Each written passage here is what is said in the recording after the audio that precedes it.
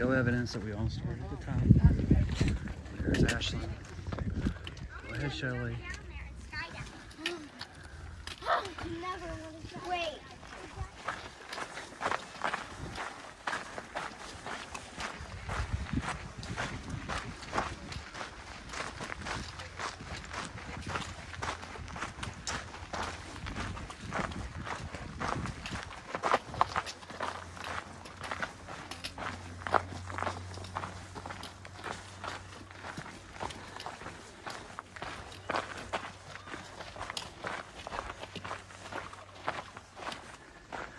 Here's the first "What are you, stupid?" sign. Poor guy's having a bad day. First, it should be noted that the National Park Service does not recommend that you do this hike. In fact, it is literally the only hike they recommend you not attempt in a single day. The hike from the south rim of the South Kaibab Trail to the Colorado River and back to the rim of the Bright Angel Trail is somewhere between 16 and 19 miles, depending on your side trips to places like Phantom Ranch, which seems like a must-do, and also a trip down to the banks of the Colorado on your return trip back up, and if you're going at a time when the Plateau Point is still open off of Havasupai Gardens. There are several elements that make this hike so unique, including factors like weather and extreme temperature changes, as well as extreme elevation changes. But in my mind, the most unique part to this hike is that you go down first and then back up. There are warning signs everywhere, like the one you just saw, that caution you that going down is voluntary and coming up is mandatory. The first 7 miles of the hike are switchback downhill 5,000 feet of elevation loss. Hikers have to keep their attention to their steps. The main concern is stepping down on a rock or scree that might cause an ankle to roll, a knee to hyperextend, or you could just simply slip on some dust rock and take a spill. Your day could be over before it even gets started, or worse, you get all the way down close to the bottom, you roll an ankle or something, even more severe than that, and have to try to figure out a way to get back up the way you came. With all of that being said, the huge takeaway from the trip down South Kaibab is the views. It cannot be overstated enough. It is not a race to get to the bottom. This is the part that you have to take in. This is where you take in the once-in-a-lifetime scenery of one of the 7 natural wonders of the world.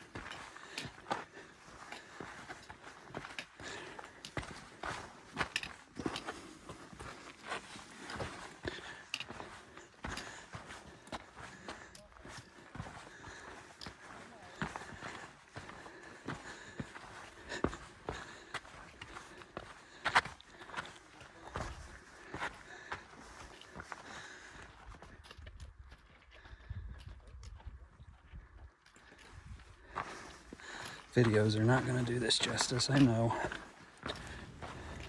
After 7 miles of straight down that has your toes completely jammed to the end of your shoes and your legs wobbling like jelly, you're going to cross through a tunnel and you're going to cross over a black bridge, and I believe it's worth a trip to Phantom Ranch for some iconic lemonade and a break before the brutality of the uphill trek begins. I'd bring some dry socks, maybe even a dry shirt, but the socks to keep your feet dry, to not cause blisters. And then also keep in mind that it does indeed take about twice as long to get up as it does to get down. The upward hike along Bright Angel is the part of the day that is the challenge that you actually signed up for. It is brutal uphill most of the time. The final 1.5 to 2 miles can be really no other word to put it, soul-crushing. There are some views at times, but this is where you test your physical and, more importantly, mental toughness. Shelley said after she was done that she almost started crying. Not because of the feeling, the way that she was, and we'll explain that later, but because of the accomplishment. And I would totally agree with this sentiment.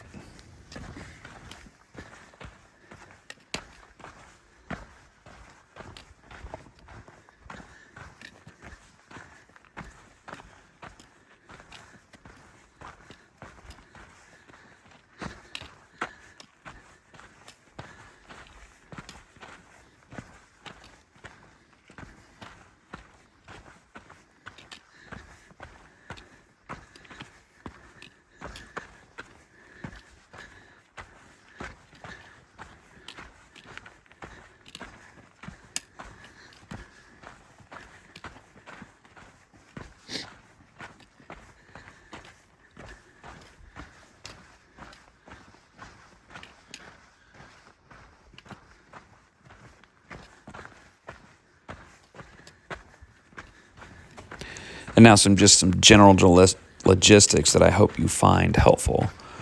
We went on October 20th, 2023.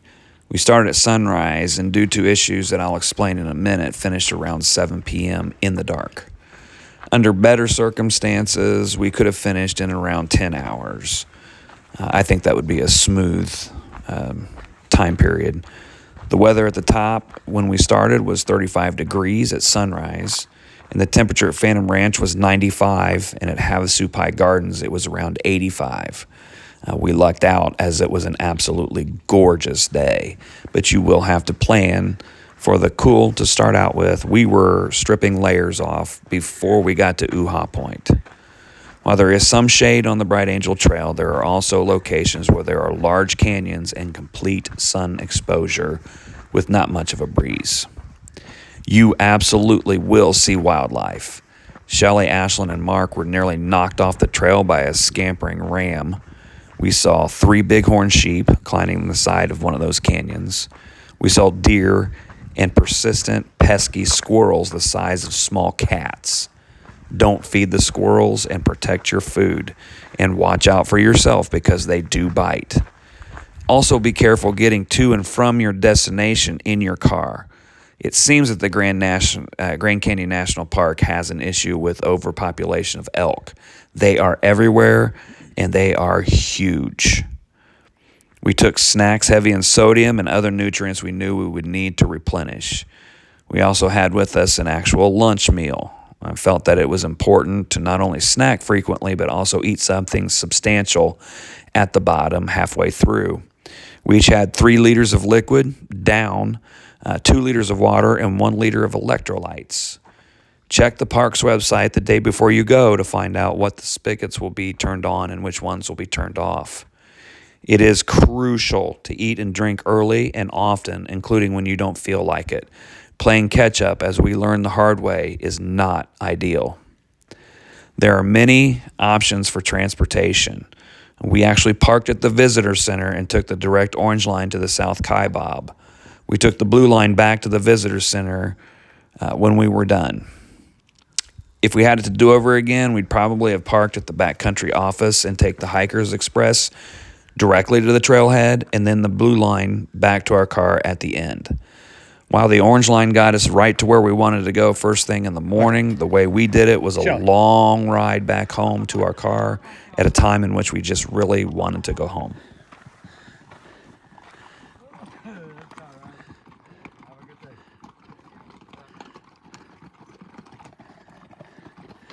Morning.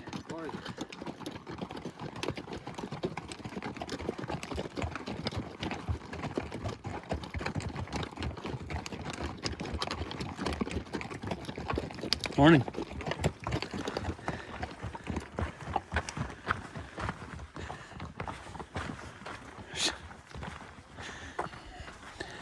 The bottom line is this hike is absolutely no joke and should not at all be taken lightly. We trained for nearly 4 months. We built ourselves up to 6 miles a run, an hour and a half on an inclined treadmill at an advanced speed. an hour on a Stairmaster or stadium steps, and many other things that would help prepare us. We also did extensive research on what foods to bring, what sorts of food will replenish the nutrients we will expect to lose. We joined Facebook groups.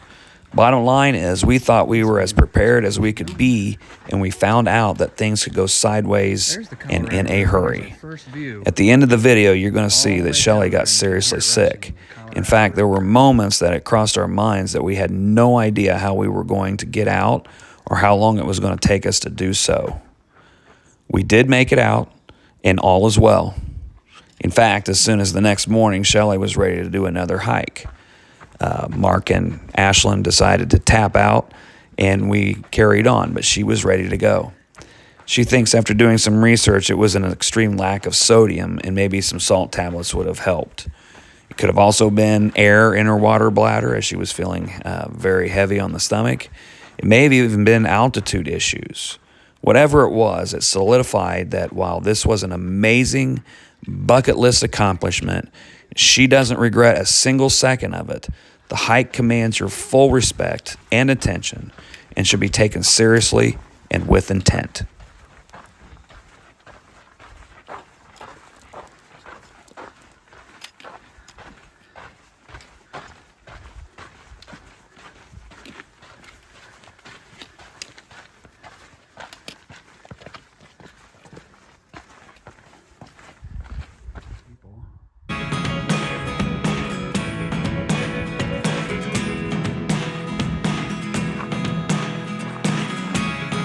Never really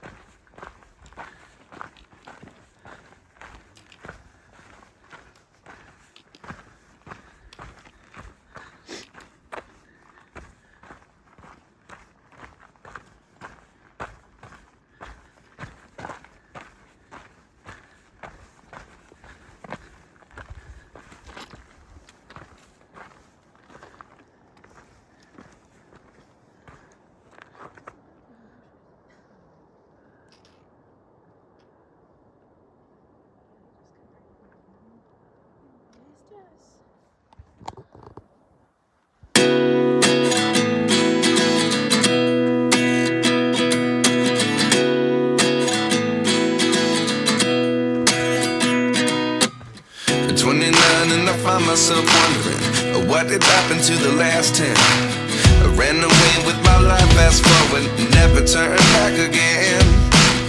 It's kind of funny that the more we pass time, the more we need to set them rewind. And 19 was the year I had to leave you, but now I'm seeing all the signs. Is this really happening? I can't believe it's true. I'm just as surprised as you. Is this really happening? I can't be too sure, but one day I'll be yours again.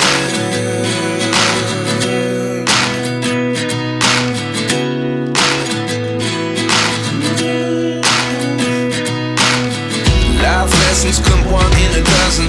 The other 11 give something from nothing. I sit here looking for an answer. Maybe the biggest question was in the last chapter. You gave me the soul I have today. Without you I never could have moved away. But now I see what you teach. I do believe I always should have stayed. Yeah. Is this really happening? I can't believe it's true. I'm just as surprised as you. Is this really happening? I can't be too sure, but one day I'll be yours again. One day I'll be yours.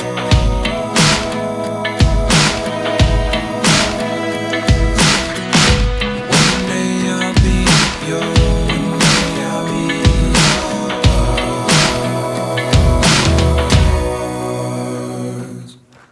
Life lessons come one in a dozen. The other 11 give something from nothing. Life lessons come one in a dozen. The other 11 give something from nothing. Life lessons come one in a dozen. The other 11 give something from nothing. Life changes just open the door. One thing's certain, I'll always be yours. Is this really happening? I can't believe it's true. I'm just as surprised as you. Is this really happening? I can't be too sure, but one day I'll be yours. Yeah. Is this really happening? I can't believe it's true. I'm just as surprised as you. Is this really happening? I can't be too sure, but one day I'll be yours.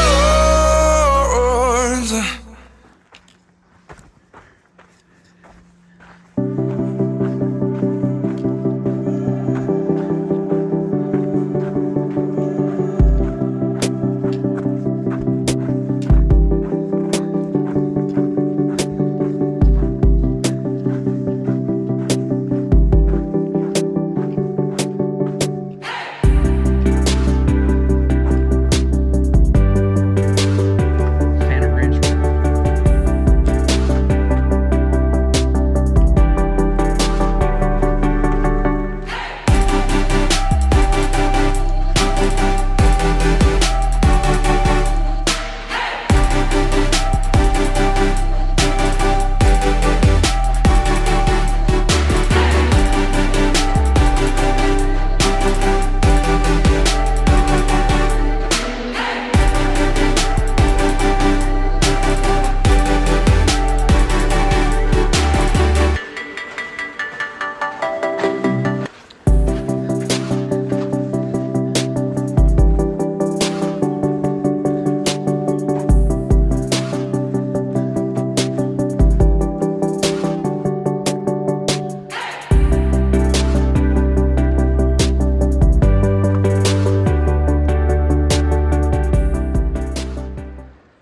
So we just left Phantom Ranch.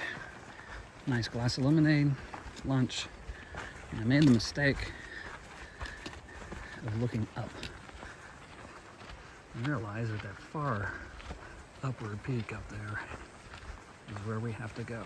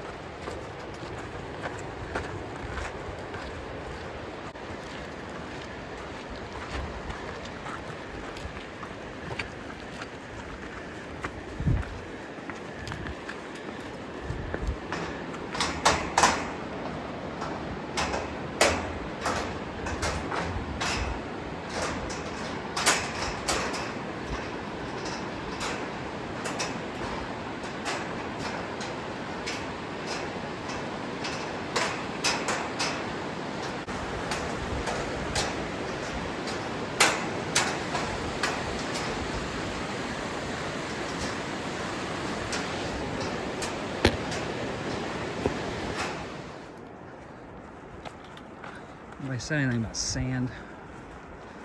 Sand's fun.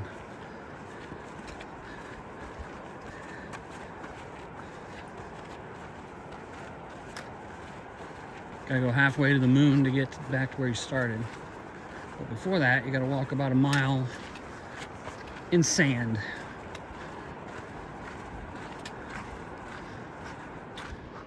And sun. Sand.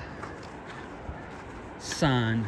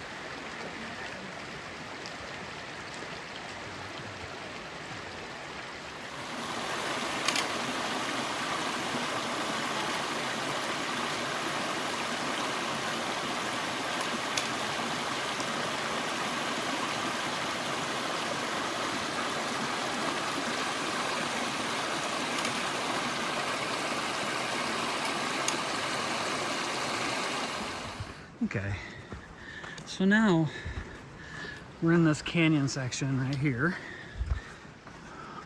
Beautiful views, other than the fact you still have to go all the way stinking up there. Nice stream down here. And 158,000 degrees.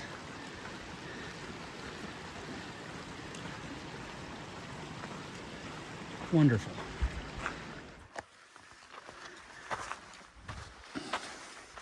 So this is the Devil's Corkscrew. As you can see, we've come a long ways from the river. There's really not much to show other than lots of heavy breathing and switchback after switchback after switchback. And up, up, up.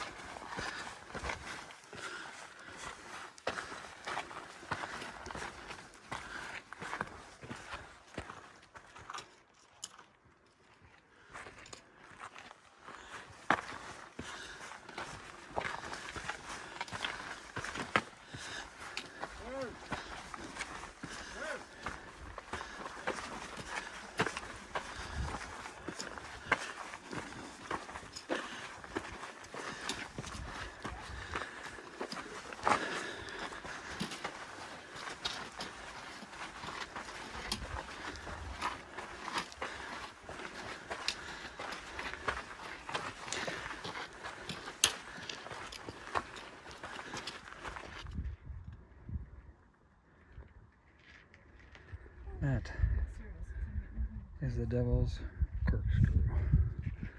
It's called the Devil's Corkscrew? Uh-huh. I'd like to call it a few other things. Hey, look, more up. Isn't this fun?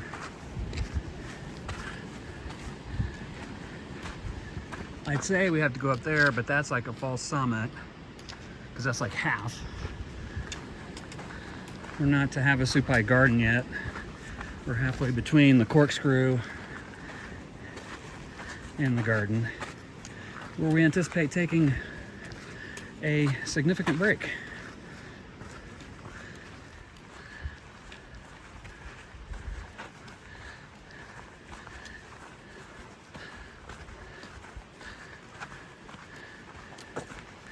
Flat ground for now. That's pretty cool.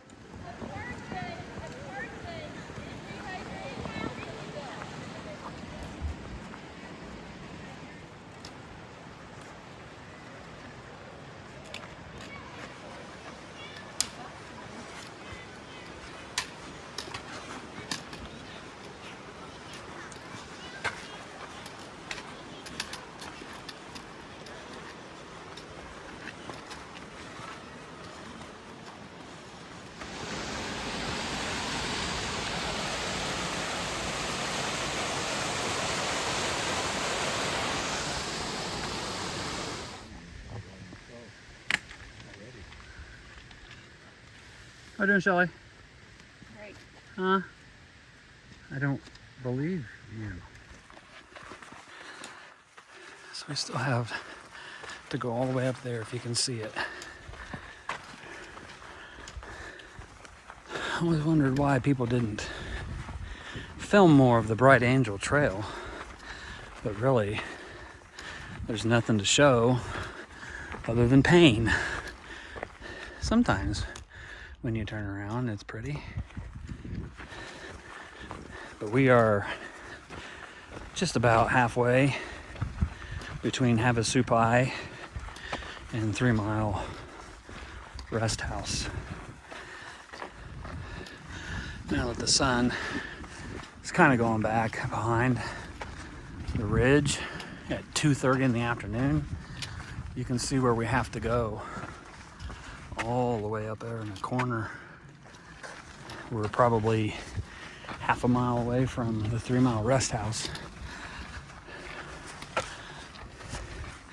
can see a little bit better here.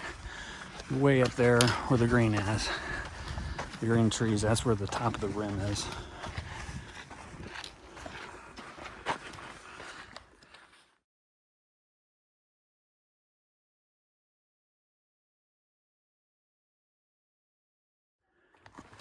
Just past the 3 Mile Rest House. Probably should have said this. Started at 6:30 a.m.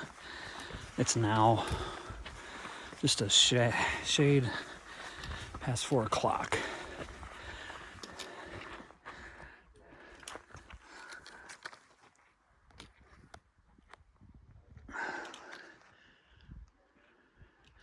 Beautiful out there. But again, the Bright Angel Trail has nothing but soul-crushing effort. And we still have that much to go in 3 miles. How you doing, Ashes? Been better, been worse. Can't say the same. Can't say the same for who? Who? Oh, Mommy's struggling.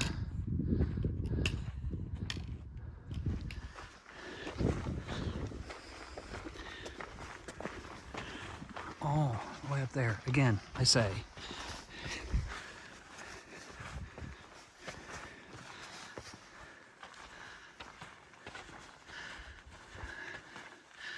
Switchbacks, one half of the switchbacks, the view kind of is awful. And then one half, it's that, which kind of gets your spirits going a bit.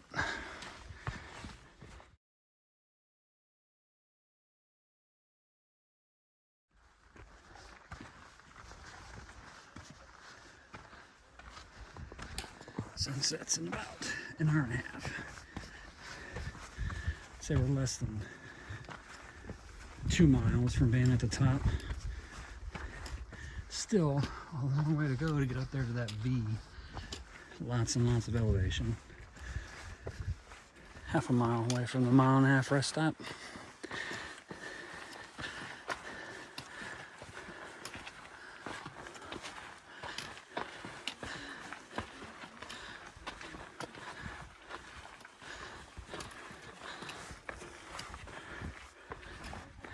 Beautiful scenery. You look real close, you can see the trails down there. That's where we came from. And all the switchbacks right there.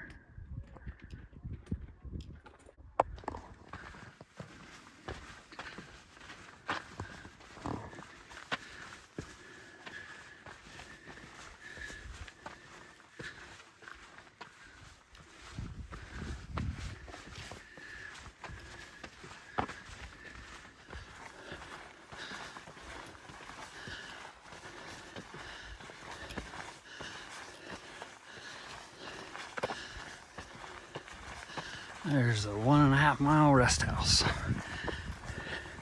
If we can get there.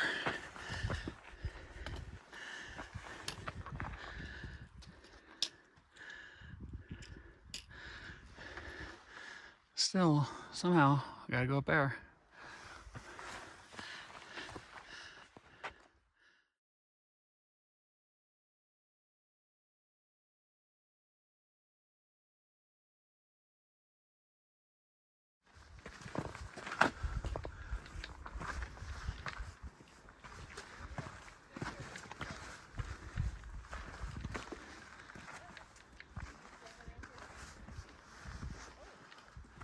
Just left 1.5 mile rest house. Gonna be a long trip up.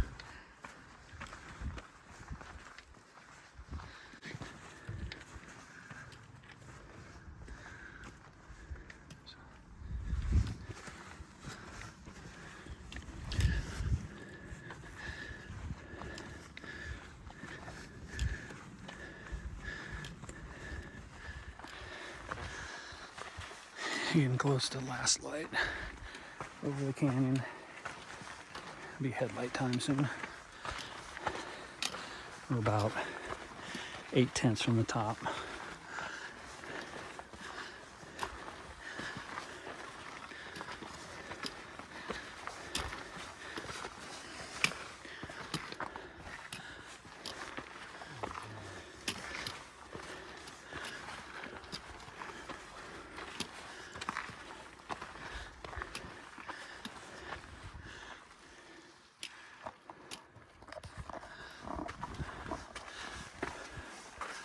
First tunnel, about 7/10 of a mile away from the top.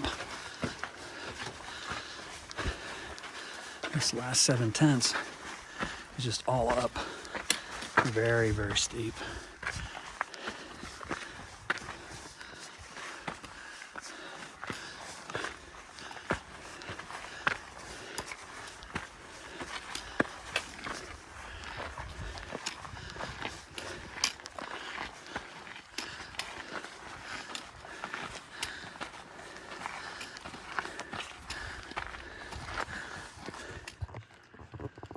Close enough, you see headlights everywhere, down and up,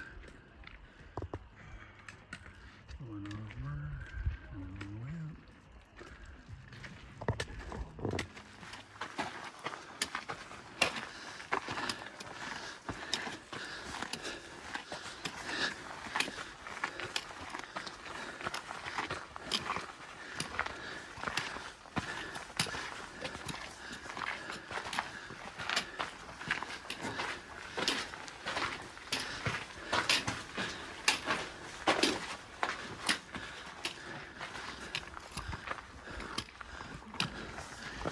Huh? This is it.